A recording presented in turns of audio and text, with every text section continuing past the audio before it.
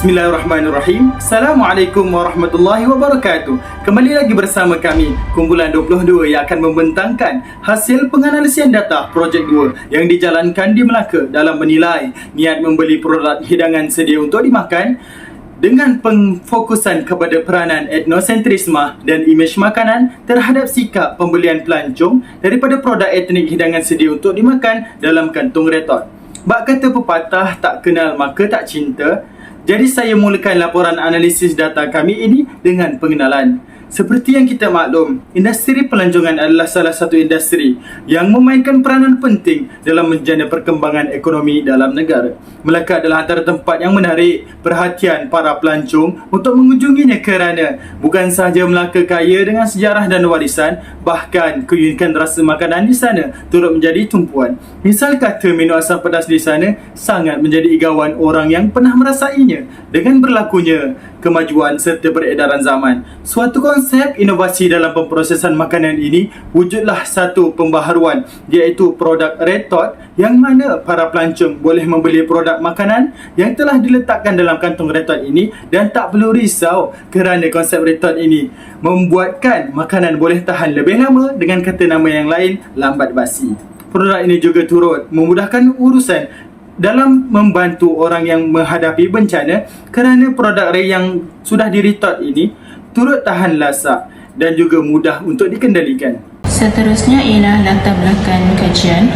Pelancongan telah menjadi satu fenomena global di mana ianya semakin berkembang dan memberikan satu impak yang sangat besar terhadap ekonomi dalam negara, sehinggakan industri pelancongan ini mampu memperkuatkan hubungan antarabangsa antara Malaysia dengan negara-negara maju yang lain. Dalam konteks ini, peranan etnosentrisme merupakan peranan utama dalam membentuk sikap pembelian pelancong terhadap produk etnik hidangan sedia untuk dimakan yang terdapat di Malaysia. Menurut Dewan Bahasa edisi keempat, etnosentrisme merupakan satu pandangan atau sikap yang percaya bahawa golongan atau kebudayaan etnik sendiri itu jauh lebih hebat daripada golongan atau kebudayaan etnik lain. Sebagai contoh adalah perbezaan makanan antara kaum. Seperti orang Melayu mengatakan bahawa makanan mereka mempunyai kualiti yang tinggi berbanding kaum lain. Etnosentrisme di sini akan terjadi apabila orang Melayu menganggap makanan mereka jauh lebih baik daripada makanan kaum lain. Dalam konteks pelancongan, etnosentrisme memainkan peranan yang signifikan dalam menentukan keputusan pembelian pelancong terhadap produk etnik hidangan sedia untuk dimakan dalam kantung retot. Kantung retot makanan merujuk kepada pembungkusan makanan yang digunakan untuk menyimpan dan mengawetkan makanan dengan menggunakan proses pemanasan bertekanan tinggi dan bekas fleksibel yang tahan haba. Proses retot melibatkan pengisian makanan ke dalam kantun plastik atau aluminium yang tahan haba dan tahan tekanan, diikuti dengan pemanasan makanan tersebut dalam kantun tersebut. Kantung retot makanan adalah penyelamat bagi pelancong dan penggemara yang ingin menikmati hidangan etnik tanpa kehilangan kualiti rasa sepanjang perjalanan mereka. Kajian ini adalah bertujuan untuk meneliti secara lebih mendalam bagaimana etnosentrisme dan imej makanan mempengaruhi sikap pembelian pelancong terhadap produk etnik hidangan sedia untuk dimakan dalam kantung retot. Dengan merinci faktor-faktor yang mempengaruhi keputusan pembelian, kajian ini diharapkan dapat memberikan pandangan yang lebih jelas kepada industri tentang bagaimana mereka boleh memanfaatkan elemen-elemen ini untuk meningkatkan tarikan produk mereka. Di Melaka, makanan merupakan antara satu aspek yang memainkan peranan yang sangat penting kepada perkembangan industri pelancongan yang membangun. Kebanyakan pelancong ini akan memberi tumpuan utama kepada pencarian makanan ketika melancong ke sesuatu tempat atau destinasi, terutamanya di Melaka ini. Justru makanan yang terdapat di suatu destinasi pelancongan sangat berpotensi besar untuk meningkatkan pengalaman para pelancong di kawasan berkenaan. Hal demikian adalah kerana makanan bukan hanya terbatas pada rasa, tetapi juga memberi peranan yang sangat besar terhadap persepsi pelancongan. Sehubungan dengan itu, pelancong terlebih dahulu sudah banyak didedahkan berkaitan dengan hidangan sedia untuk dimakan dalam kantung retort, atau lebih dikenali sebagai ready to eat meals, yang memudahkan para pelancong untuk mendapatkan makanan ketika melancong. Terdapat banyak pilihan produk etnik hidangan sedia untuk dimakan yang dijual di serata kedai yang dapat menarik minat pelancong, seperti produk pilihan yang berjenama Brahim's atau Adabi. Oleh itu, kajian ini adalah amat penting untuk dijalankan bagi mengkaji peranan etnosentrism dan imej makanan terhadap sikap pembelian pelancong.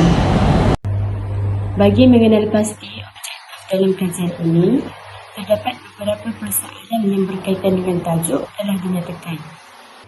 Antara persoalan yang telah dikenal pasti dalam kajian ini ialah: yang pertama, apakah peranan etnosentrism pelancong dapat mempengaruhi niat membeli produk hidangan sedia untuk dimakan? Yang kedua, bagaimanakah gambaran makanan etnik hidangan sedia untuk dimakan dapat menarik niat membeli produk hidangan sedia untuk dimakan? Dan yang ketiga, apakah kepercayaan jenama dapat mempengaruhi niat membeli produk hidangan sedia untuk dimakan? Seterusnya, objektif kajian. Terdapat beberapa objektif kajian yang telah difokuskan dalam kajian ini. Antaranya ialah: yang pertama, mengkaji tahap etnosentrism pelancong terhadap niat membeli produk hidangan sedia untuk dimakan. Yang kedua, mengkaji bagaimana imej makanan dapat menarik minat niat membeli produk hidangan sedia untuk dimakan. Dan yang ketiga, menilai tahap sejauh mana kepercayaan jenama dapat mempengaruhi niat membeli produk hidangan sedia untuk dimakan. Hipotesis kajian pula, terdapat 3 hipotesis kajian yang telah dikenal pasti. Hipotesis pertama, HO, tidak terdapat hubungan yang signifikan antara tahap etnosentrism pelancong terhadap niat membeli produk hidangan sedia untuk dimakan. HA, terdapat hubungan yang signifikan antara tahap etnosentrism pelancong terhadap niat membeli produk hidangan sedia untuk dimakan. Hipotesis kedua, HO, tidak terdapat hubungan antara imej makanan terhadap niat membeli produk hidangan sedia untuk dimakan. HA, terdapat hubungan antara imej makanan terhadap niat membeli produk hidangan sedia untuk dimakan. Yang ketiga, HO, tidak terdapat hubungan yang signifikan antara tahap kepercayaan jenama terhadap niat membeli produk hidangan sedia untuk dimakan. HA, terdapat hubungan yang signifikan antara tahap kepercayaan jenama terhadap niat membeli produk hidangan sedia untuk dimakan. Assalamualaikum warahmatullahi wabarakatuh. Nama saya Nur Husna binti Muhammad Roslan, nombor matrik 067228. Saya akan menyambung pembentangan kumpulan kami iaitu tentang kepentingan kajian dan skop kajian. Kepentingan dalam kajian yang mana dia memberi satu gambaran tentang niat untuk membeli produk hidangan sedia dimakan, khususnya bagi mereka yang pernah mengunjungi negeri Melaka. Sebagaimana kita tahu, fokus utama kajian yang dijalankan ialah untuk kita analisis sikap pembeli pelancong pada produk hidangan sedia untuk dimakan dalam kanton retort di Melaka. Okey, yang pertama ialah IV, kepentingan tentang etnocenterism pelancong. Etnocenterism pelancong ni ialah dia menyumbang kepada niat untuk membeli makanan yang sedia ada, makanan yang sedia untuk dimakan. Melihat kepada apa itu ethnotourism, kita boleh katakan ialah satu gambaran untuk tentang timbulnya kesedaran tentang nilai-nilai tradisional serta warisan, sama ada ke arah positif dan juga negatif. Oleh itu, boleh dikatakan bahawa ethnotourism ni adalah memainkan satu peranan penting lah kepada pembeli ataupun pengguna ataupun pelancong untuk membuat keputusan ke atas hidangan makanan sedemikian. Seterusnya yang kedua iaitu imej makanan. Imej makanan ni kita pun akan tengok juga imej sebab dia adalah satu elemen yang penting yang mana dia akan menyumbang juga sifat niat ataupun ingin membeli. So makanan ritok ni mula menjadi pilihan masyarakat di Malaysia khususnya pada masa kini, yang mana adanya teknologi terhadap dalam bidang makanan yang lebih canggih. So kita dapat buat makanan ritok ni apa. Untuk makluman, sebenarnya makanan ritok ni sudah lama dah wujud. Iaitu contohnya saya mengambil di Amerika Syarikat. Mereka telah guna makanan yang sedia dimakan ni untuk mereka bertahan di medan peperangan. Seterusnya adalah di Jepun pula. Jepun ni kita semua tahu mereka ada satu teknologi yang sangat canggih, memang jauh berbeza dengan negara kita. Jadi mereka menggunakan teknologi mereka dengan sebaik mungkin. Mereka buat makanan ritot yang mana diorang pelbagaikan daripada makanan yang kita tengok depan mata, diorang jadikan dia dengan pelbagai, contohnya sup ke apa, jadikan dia sedia dimakan untuk memudahkan kita untuk melancong, untuk ke mana-mana sahaja. Jadi canggihnya teknologi Jepun yang patut kita ambil manfaat. Sebab itulah adanya kepentingan dalam menjalankan kajian ini. Seterusnya ialah kita tengok kepercayaan jenama. Yang nama dia dapat mempengaruhi pelancong. Sebab bila kita tengok adakah jenama ini terkenal ataupun dikenali, ataupun jenama ini pernah muncul di mana-mana media, sama ada di media elektronik ataupun media. Jadi kita akan melihat satu situasi. Contohnya, saya pernah tengok makanan ni di dalam Facebook ataupun di dalam TikTok. Jadi saya nak rasa ataupun saya nak menggunakannya untuk saya pergi melancong ataupun sebaliknya. Jadi keinginan itulah mula timbul, keinginan mula daripada jenama ni apa ni, jadi kita nak baik saya nak beli. Di situlah munculnya keinginan dan mereka bertingkah laku sama ada nak beli ataupun tak.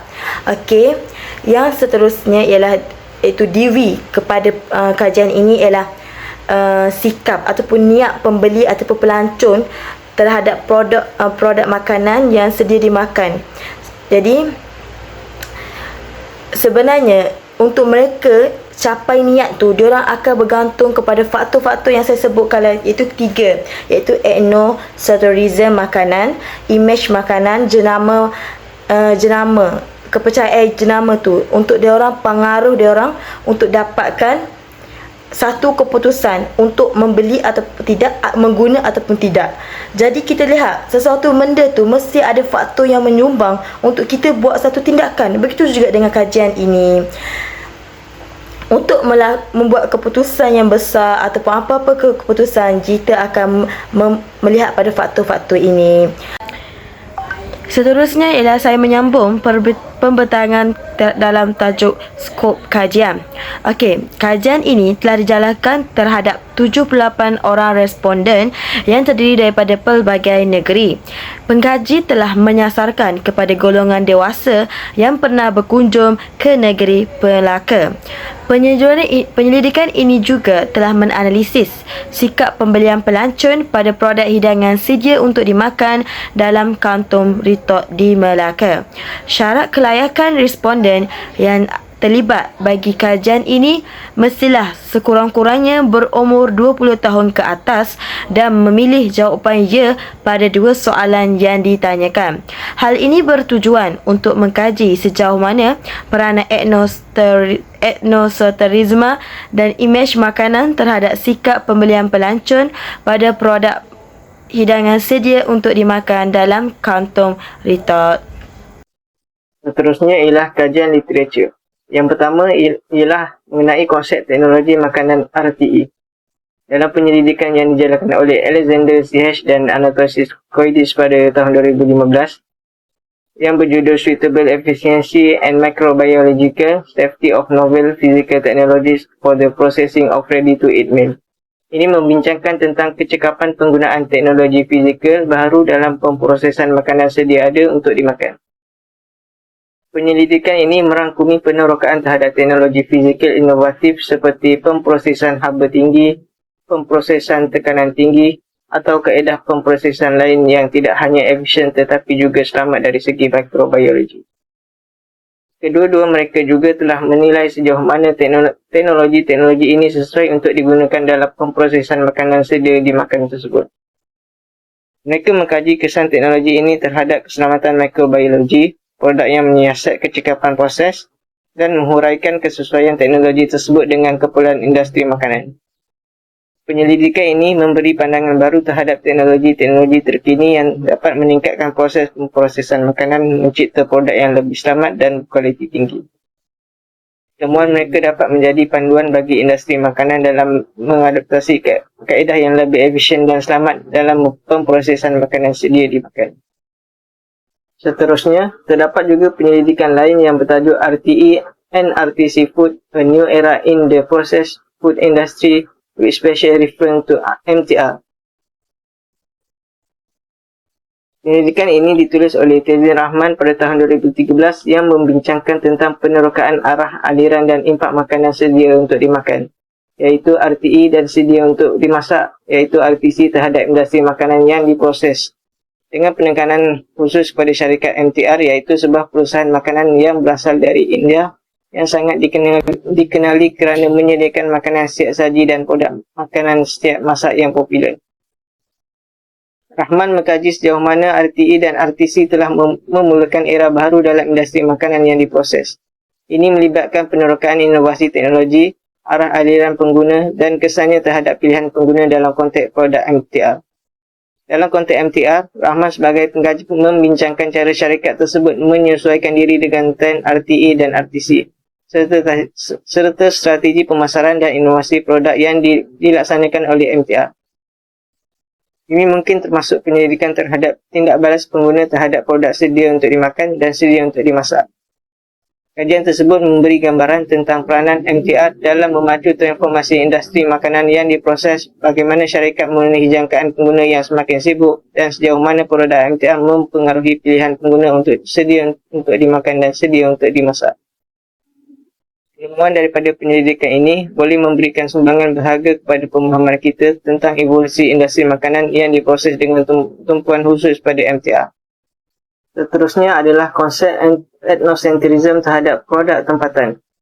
Menurut kajian yang ditulis oleh Christian Donald Penn pada tahun 2011 yang berjudul Consumer Ethnocentrism and Attitude Toward Domestic and Foreign Product, penulisan tersebut mengandungi kajian tentang ethnocentrism pengguna dan sikap terhadap produk domestik dan luar negeri. Dalam kajian tersebut, Penn mempertimbangkan bagaimana faktor ethnocentrism pengguna, iaitu kecenderungan untuk mengutamakan produk domestik daripada produk luar negeri. Penn telah meneliti sejauh mana faktor-faktor seperti identiti nasional, perspektif kualiti, keutamaan jenama atau nilai-nilai budaya yang memainkan peranan dalam membentuk sikap pengguna terhadap produk. Selain itu, kajian ini mempertimbangkan implikasi daripada ethnocentrism pengguna terhadap perilaku pembelian dan keputusan pengguna. Dengan kata lain, ethnocentrism pengguna dalam konteks ini melibatkan kecenderungan untuk lebih menghargai atau memberikan nilai lebih kepada produk tempatan berbanding produk yang diimport atau dari luar negara. Antara faktor yang menyebabkan berlakunya sifat ethnocentrism ialah kerana rasa patriotisme ekonomi di mana pengguna merasakan bahawa bahawa menyokong produk tempatan adalah sumbangan positif kepada ekonomi negara mereka.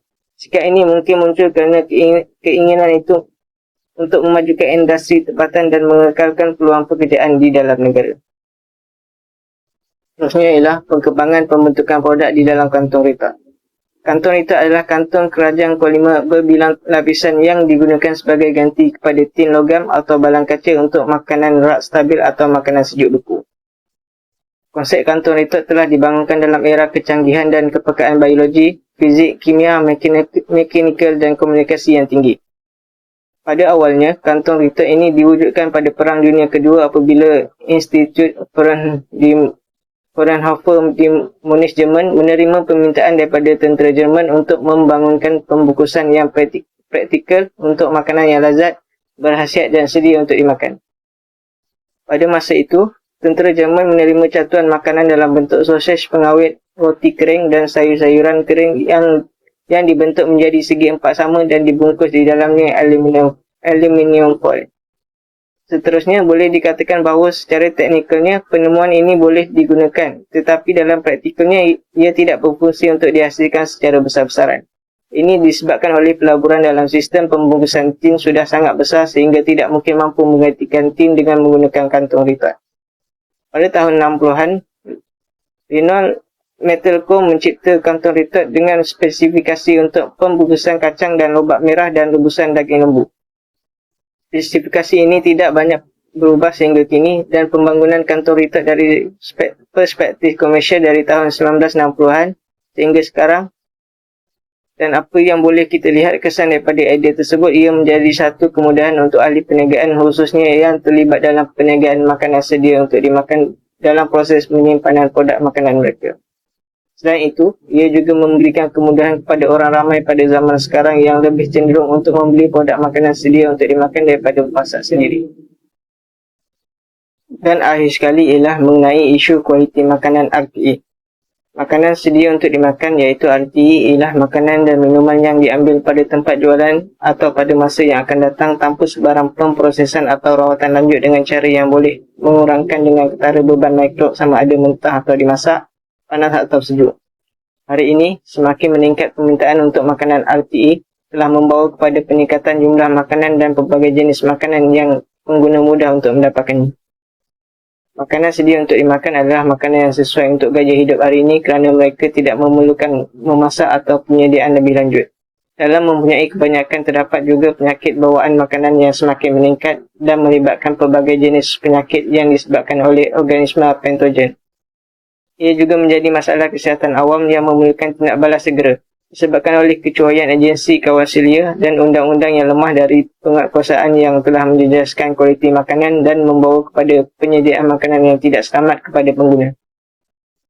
Kebanyakan kebersihan dan keselamatan pembekal makanan tidak diselia atau dipantau. Mengikut anggaran oleh Kesihatan Sedunia, organisasi makan makanan tercemar boleh menyebabkan merebak lebih daripada 200 jenis penyakit yang berbeza dan kadang-kadang mereka boleh menyebabkan masalah kesihatan jangka panjang, terutamanya bagi mereka yang terdedah dengan golongan seperti warga emas, wanita hamil dan bayi. Seterusnya ialah metodologi kajian. Kumpulan kami menggunakan 4 kaedah metodologi kajian dalam kajian ini. Yang pertama ialah reka bentuk kajian. Kajian ini menggunakan jenis penyelidikan kuantitatif melalui platform Google Form. Pengkaji menggunakan kaedah Google Form bagi mendapatkan maklumat daripada responden dengan lebih tepat. Maklumat ini juga lebih bersifat praktikal dan mudah dianalisis untuk dipindahkan ke dalam laporan kajian. Yang kedua ialah prosedur persempelan. Prosedur persempelan ini digunakan dengan proses mengenal pasti kumpulan responden yang terlibat. Pengkaji akan mencari dari segi persamaan sifat yang ada untuk diletakkan dalam satu kelompok. Persamaan sifat ini akan memudahkan pengkaji untuk mendapatkan maklumat dengan lebih terperinci dan tepat. Yang ketiga ialah kaedah pengumpulan data. Kaedah pengumpulan data adalah penting bagi kajian ini. Ia bertujuan untuk menganalisa dan memahami hasil kajian. Pengkaji menggunakan kaedah pengumpulan data hanya untuk menumpukan dapatan daripada media Google Form sahaja.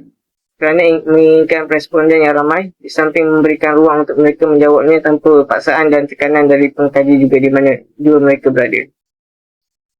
Dan terakhir sekali ialah kebolehpercayaan dan kesahan. Kajian akan melakukan kajian terhadap 78 orang responden yang pernah melancong ke negeri Melaka. Penentuan kebolehpercayaan instrumen akan dilakukan melalui Perisian Statistical Package for the Social Science iaitu SPSS dalam window untuk mengukur nilai Chrome by alpha setiap pemboleh ubah. Baiklah, saya Ahmad Ibrahim Irmat Tahir bernombor matrik 066924 akan menerangkan dapatan kajian kumpulan kami dalam gerak kerja menganalisis data tugasan ini. Saya mulakan dengan frekuensi mengikut demografi. Kita kena tahu sebab apa frekuensi ini diperlukan. Kebiasaannya, data dari hasil kajian kuantitatif akan berterabu dan susah untuk dikaji. Jadinya proses pertama dalam menganalisis sesuatu data perlulah mengkategorikannya kepada kelas-kelas yang tertentu.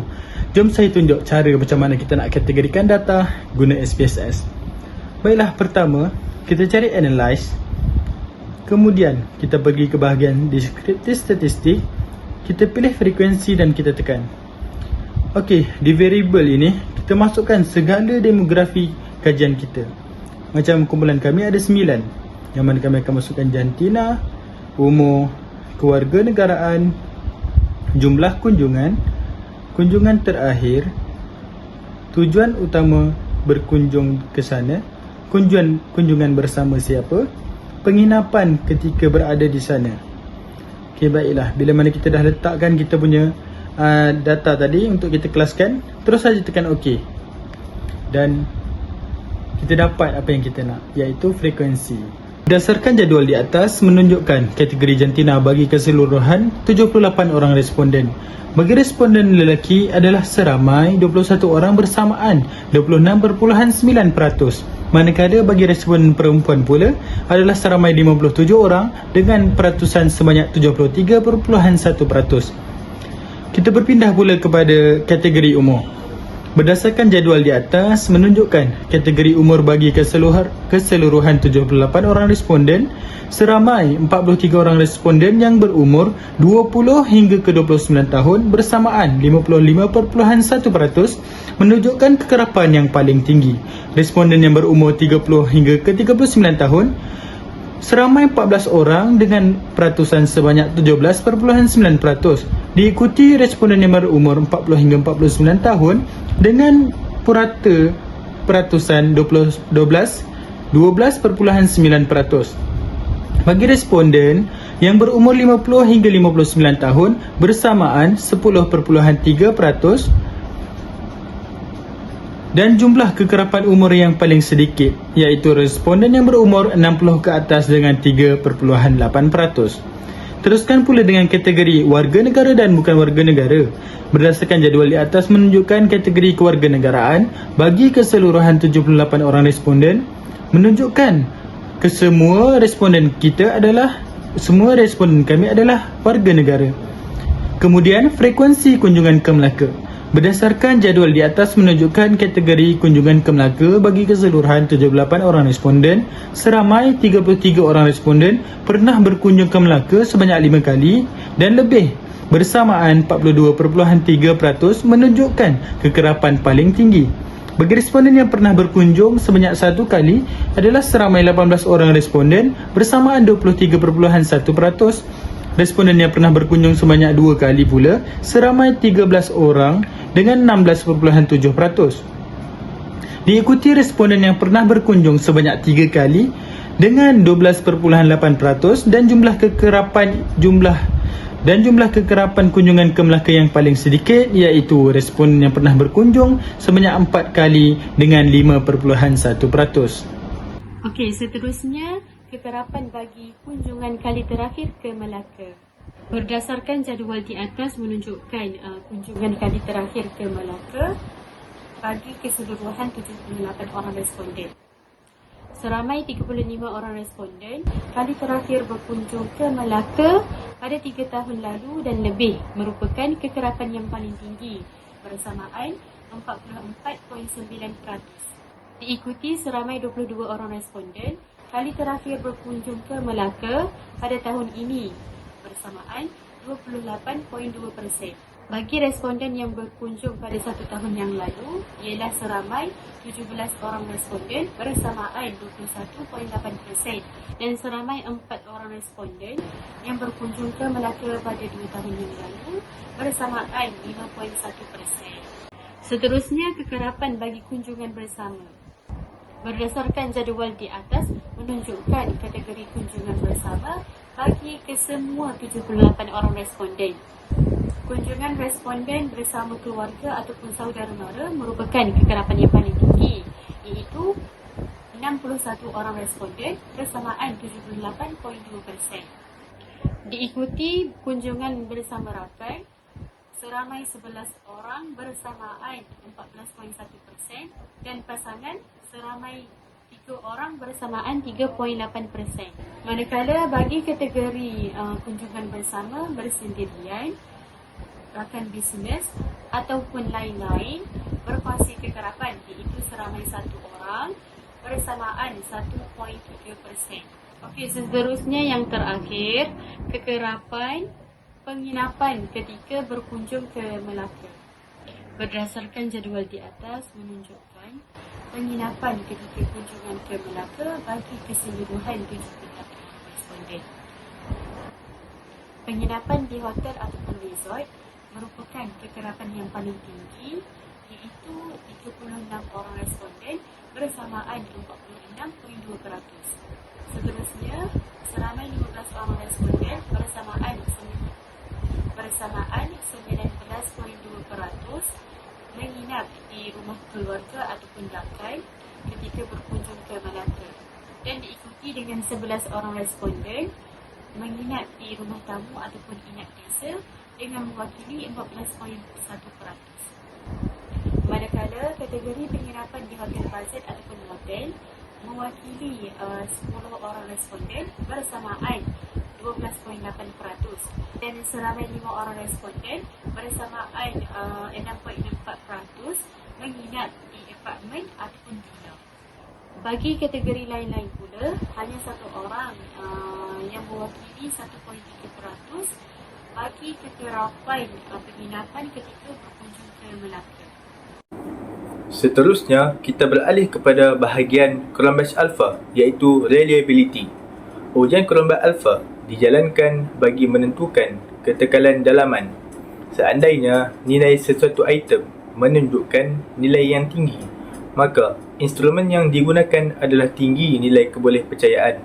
Untuk membuat analisis, kita perlu mencari nilai Cronbach Alpha ini. Nilai Cronbach Alpha terdiri daripada 4 tahap, iaitu bawah dari 0.5 ke bawah adalah paling rendah, 0.5 hingga 0.7 ke bawah adalah sederhana, 0.7 hingga 0.9 ke bawah adalah tinggi, dan lebih dari 0.9 merupakan nilai yang paling tinggi. Keputusan 9 jenis item dalam jadual data kebolehpercayaan yang mewakili pemboleh ubah C, iaitu etnosentrisme pelancong. Daripada 78 responden yang kita ukur, 9 item pemboleh ubah ini kita dapati Cronbach Alpha adalah 0.809. Jadinya, nilai ini merupakan kebolehpercayaan yang agak tinggi dan responden faham tentang soalan ini. Bagi pemboleh ubah D pula, iaitu imej makanan, daripada 78 responden yang kita ukur, 5 item pemboleh ubah ini kita dapati Cronbach Alpha adalah 0.889. Jadinya, nilai ini juga merupakan kebolehpercayaan yang tinggi dan responden faham tentang soalan ini. Bagi pemboleh ubah F pula, iaitu kepercayaan jenama, daripada 78 responden yang diukur, 9 item pemboleh ubah ini kita dapati Cronbach Alpha adalah 0.975. Jadinya, nilai ini merupakan kebolehpercayaan yang paling tinggi. Akhir sekali, nilai Cronbach Alpha bagi DV pada bahagian K, iaitu niat membeli produk hidangan sedia untuk dimakan, iaitu 0.943 setelah 5 item diukur bagi 78 responden. Hasil ujian ini membuktikan kesemua responden faham akan kesemua soalan yang diajukan kepada mereka. Baiklah, seterusnya saya akan menunjukkan cara-cara untuk mendapatkan Cronbach Alpha. Itu Yang pertama kita klik analyze, kita klik scale, klik reliability analysis. Lepas tu dekat bahagian item kita masukkan contoh bagi IBC ada 9 item. Kita masukkan ke 9 item itu.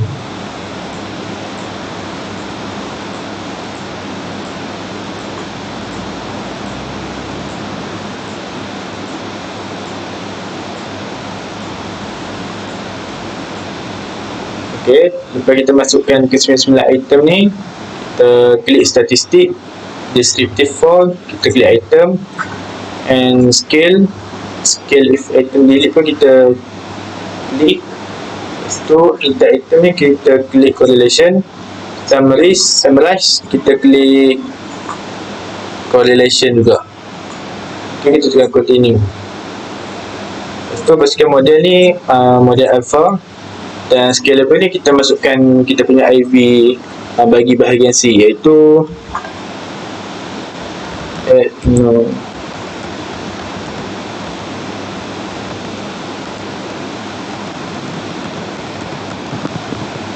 Okey. Selepas kita selesai masukkan ke semuanya, kita tekan OK. Okey, dia akan keluar macam ni. Inilah IV bahagian C kita, iaitu NSN Prisma Pelancong, dan kita akan menilai ujian perompak alpha di bahagian reliability statistik ini. Baiklah, seterusnya saya ingin menunjukkan cara-cara untuk kita mendapatkan continuous variable. Iaitu pertama sekali kita klik analyze, lepas tu descriptive statistik. Kedua, kita klik descriptive, dia akan keluar macam ni. Dalam kotak variable ni kita akan masukkan IV dan DV yang telah di-compute.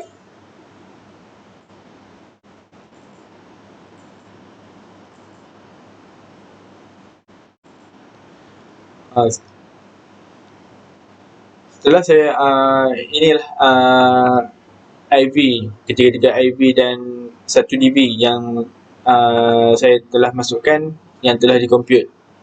Lepas tu kita tekan kepada option, klik mean, standard deviation, minimum, maximum. Lepas tu distribution, kita klik kurtosis dengan skewness. Lepas tu kita tekan continue. Lepas tu kita tekan dah settle semua, kita tekan OK. Okay, dia akan keluar macam ni.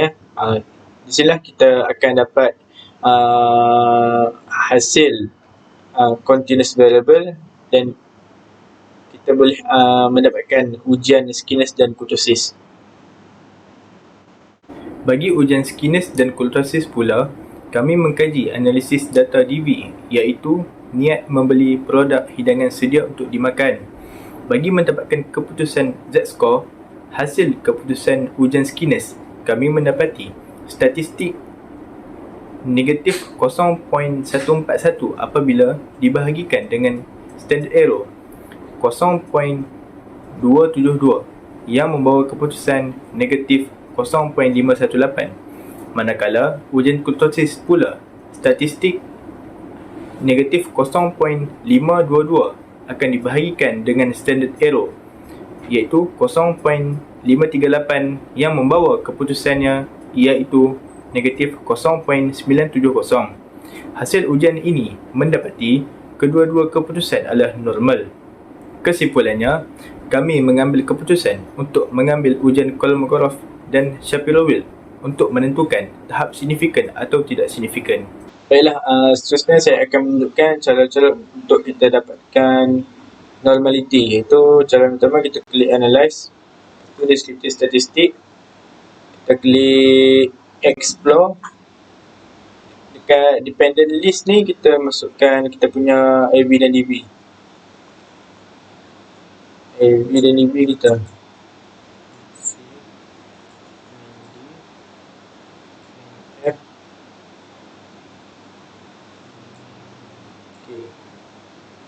Okey.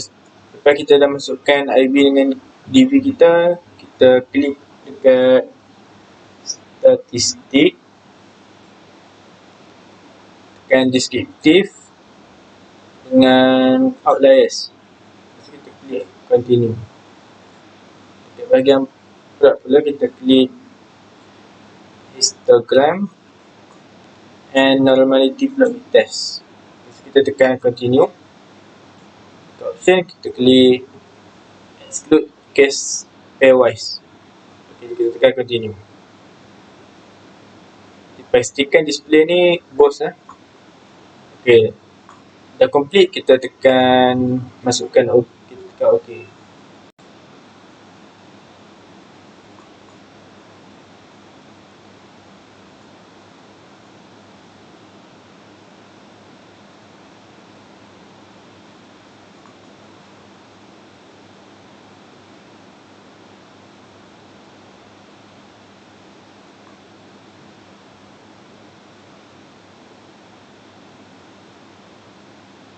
Loading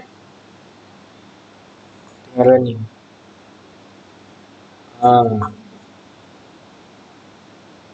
Kita akan dapat hasil dia, akan kita dapat macam ni lah. Okay. Sebenarnya untuk kita tengok data normality kita signifikan dan tak signifikan itu, kita kaji dekat sini lah. Hasil kajian Kolmogorov-Smirnov dengan Shapiro-Wilk.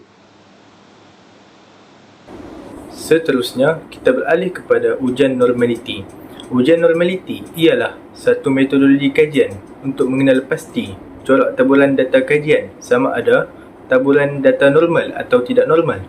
Tujuan ujian ini juga dilakukan untuk menentukan ujian statistik yang tepat dan sesuai sama ada menggunakan ujian parametrik ataupun bukan parametrik. Penentuan ujian peringkat seterusnya bergantung kepada hasil dapatan ujian normaliti. Dalam kajian ini, pengkaji menggunakan kaedah ujian Shapiro-Wilk, Skinner dan Kurtosis. Pengkaji melakukan ujian normaliti ini ke atas pemboleh ubah bebas iaitu IV dan pemboleh ubah bersandar iaitu DV. Sebelum saya menerangkan dengan lebih lanjut berkenaan hasil dapatan ujian normaliti, pengkaji ingin menyatakan singkatan perkataan pemboleh ubah bebas dan pemboleh ubah bersandar yang digunakan dalam SPSS setelah dikomput. Pemboleh ubah pertama iaitu mean C yang bermaksud bahagian C iaitu etnosentrisme pelancong. Pemboleh ubah kedua merujuk kepada mean D yang bermaksud bahagian D iaitu gambaran makanan produk hidangan sedia untuk dimakan. Manakala bagi pemboleh ubah yang ketiga iaitu mean F yang bermaksud bahagian F iaitu kepercayaan jenama. Manakala pemboleh ubah yang terakhir iaitu mean K yang bermaksud bahagian K iaitu niat membeli. Berdasarkan ujian Kolmogorov dan Shapiro-Wilk, bagi mean K, hasil data ujian Kolmogorov menunjukkan 0.001, manakala hasil data ujian Shapiro-Wilk juga menunjukkan 0.001. Hasil ujian kedua-dua data ini mendapati tidak normal oleh kerana kedua-dua keputusan ini adalah kurang dari 0.05. Oleh itu, pengkaji mengambil keputusan untuk menggunakan teknik bukan parametrik. Okey, memandangkan keputusan normaliti kami tidak signifikan yang membuatkan kami perlu mengikuti kaedah non-parametrik iaitu kaedah Mann-Whitney-Yu dan Kruskal-Wallis. Saya mulakan dengan kaedah Mann-Whitney-Yu dulu. Mann-Whitney-Yu ni adalah kaedah kita menguji dua independent group, contohnya laki dan perempuan dengan kita punya DV. Okey, sebelum itu jom kita tengok cara-cara untuk kita dapatkan hasil data Mann-Whitney-Yu ni dengan menggunakan SPSS. Mula-mula kita cari analyze dan kita pergi kepada non-parametric test, pergi ke legacy dialog dan pergi ke dua independent sample dan tekan. Okey, di sini adalah test variable list iaitu kita akan letak kita punya DV, apa yang kita nak kaji. Okey. Seterusnya dekat grouping variable kita cari jantina dan masukkan jantina. Okey, lepas tu kita group define dia kepada 2. 1 dan 2. Okey, jangan lupa tekan kat sini Mann-Whitney-Yu. Okey, dan kita dapat data yang kita nak. Jadi, keputusan ujian Mann-Whitney test menunjukkan bahawa tiada perbezaan yang signifikan di antara jantina lelaki dan jantina perempuan dalam niat membeli, di mana jantina lelaki bernilai 21 orang dan jantina perempuan pula bernilai 57 orang. Ia dikukuhkan lagi dengan keputusan asymptotic significant iaitu 0.547. Kami tidak mencari nilai R oleh kerana keputusan Mann-Whitney test tidak signifikan. Syarat hubungan signifikan adalah 0.05 dan ke bawah. Saya teruskan lagi kepada kaedah yang kedua, iaitu kaedah Kruskal-Wallis. Ujian Kruskal-Wallis kami mendedahkan perbezaan yang signifikan secara statistik dalam tahap keyakinan antara tiga kumpulan umur yang berbeza, iaitu kumpulan pertama bernilai 43 dalam lingkungan 20 hingga 29 tahun, kumpulan kedua bernilai 14 dalam lingkungan 30 hingga 39 tahun dan kumpulan yang ketiga bernilai 21 dalam lingkungan 40 tahun dan ke atas. X kuasa 2 bersamaan 78 orang. Kumpulan kami tidak perlu mencari Bonferroni adjustment kerana hasil daripada ujian tidak mendapat keputusan yang signifikan, iaitu 0.44. Ini bermakna tiada hubungan yang signifikan antara umur dan niat membeli produk hidangan sedia untuk dimakan. Ujian Kruskal-Wallis kami yang kedua mendedahkan perbezaan yang signifikan secara statistik dalam tahap keyakinan antara tiga kumpulan penginapan ketika kunjungan ke Melaka yang berbeza, iaitu kumpulan 1 bernilai 36, iaitu menduduki di hotel atau resort. Kumpulan kedua bernilai 26, apartmen, villa, hotel bajet ataupun motel dan rumah tamu serta inap desa. Manakala kumpulan yang ketiga bernilai 16, iaitu duduk di kediaman rakan. Kumpulan kami tidak perlu mencari Bonferroni adjustment kerana hasil daripada ujian tidak mendapati keputusan yang signifikan, iaitu 0.63. Ini juga bermaksud tiada hubungan yang signifikan antara tempat penginapan ketika kunjungan ke Melaka dengan niat membeli produk hidangan sedia untuk dimakan. Baiklah, ini merupakan cara untuk kita menggunakan kaedah Kruskal-Wallis. Yang pertama, kita tekan analyze, kemudian kita pergi non-parametric test, legacy dialog dan ke K independent samples. Okey, yang ke atas ni kita cari apa yang kita nak kaji, ialah min K kita punya DV lah. Okay, kemudian kat grouping variable tu pula kita ambil categorical kita yang telah kita binding. Okey, tak minimum 1, maksimum 3. Okey, kemudian tekan continue. Kemudian jangan pastikan kat sini Kruskal-Wallis dan tekan OK.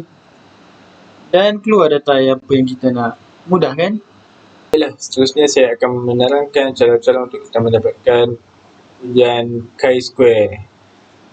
Iaitu, yang pertama kita klik analyze. Lepas tu kita klik descriptive statistik.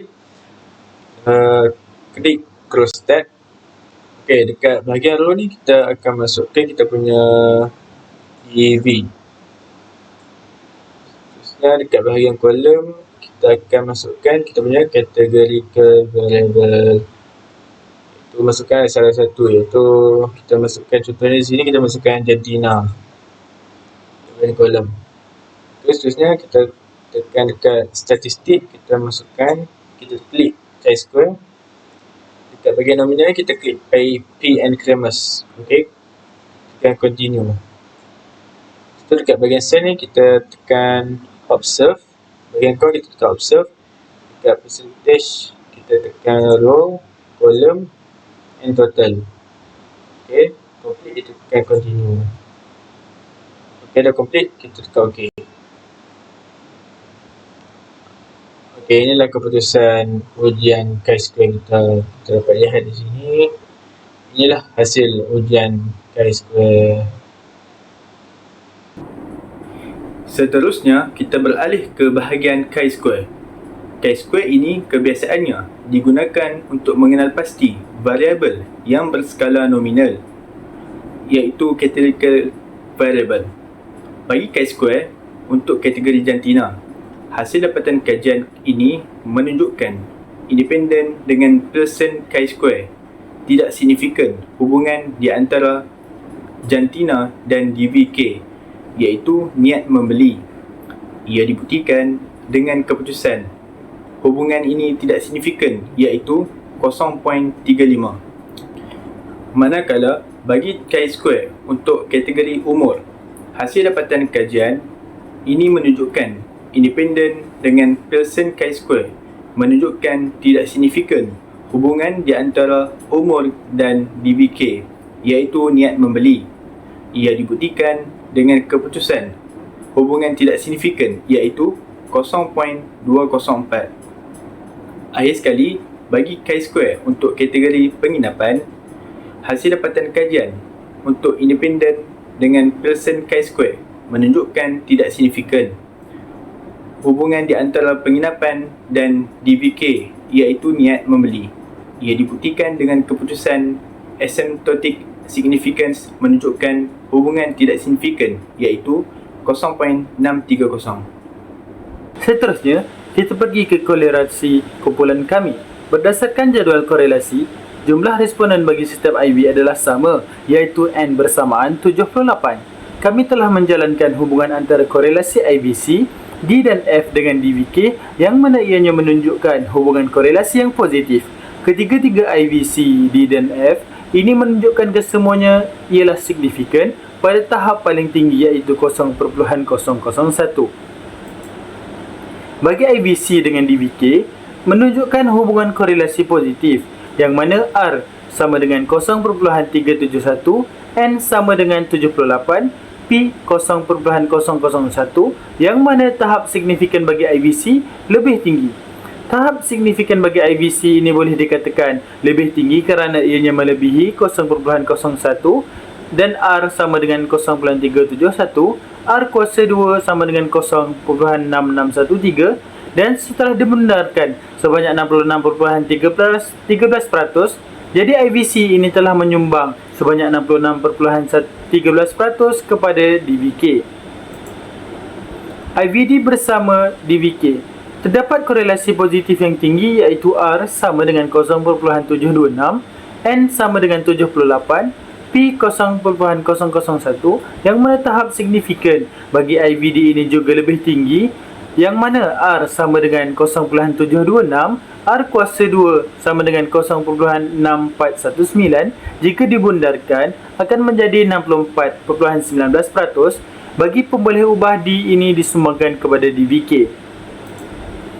Bagi IVF pula, dengan DVK ini menunjukkan hubungan korelasi positif yang besar di mana R sama dengan 0.779, N sama dengan 78, P 0.001 dan tahap signifikan bagi IVF masih lagi menunjukkan tahap yang lebih tinggi yang mana R sama dengan 0.779, R kuasa 2 sama dengan 0.7056 dan setelah dibenarkan kepada perpuluhan iaitu sebanyak 70.56% bagi pemboleh ubah F ini menjadi penyumbang kepada DVK. Seterusnya kita berpindah pula ke regresi. Regresi digunakan untuk menilai hubungan di antara pemboleh ubah bebas iaitu etnosentrisme makanan, imej makanan dan kepercayaan jenama dan meramal tahap niat membeli produk hidangan sedia untuk dimakan. Analisis awal telah dijalankan untuk memastikan tiada pelanggaran andaian normaliti, linearity dan multi-collinearity. Jumlah variance yang dijelaskan oleh model secara keseluruhan ialah 64.1%. F dalam kurungan 3,74 sama dengan 44.06, P 0.001, 64.1% menunjukkan impak yang besar iaitu lebih dari 0.5 ini. Daripada ketiga-tiga pemboleh ubah ini, F iaitu kepercayaan jenama memberikan sumbangan terbesar dengan impak dan hubungan positif yang mana beta dalam kurungan 0.59, P 0.001. Walaupun D iaitu imej makanan turut memberikan sumbangan yang signifikan secara statistik dengan impak dan hubungan positif dalam kurungan beta sama dengan 0.17, P 0.205. Kesimpulannya dapat disimpulkan bahawa etnosentrism pelancongan, imej makanan dan kualiti makanan ini mempengaruhi niat membeli produk hidangan yang sedia untuk dimakan ketika melancong ke Melaka.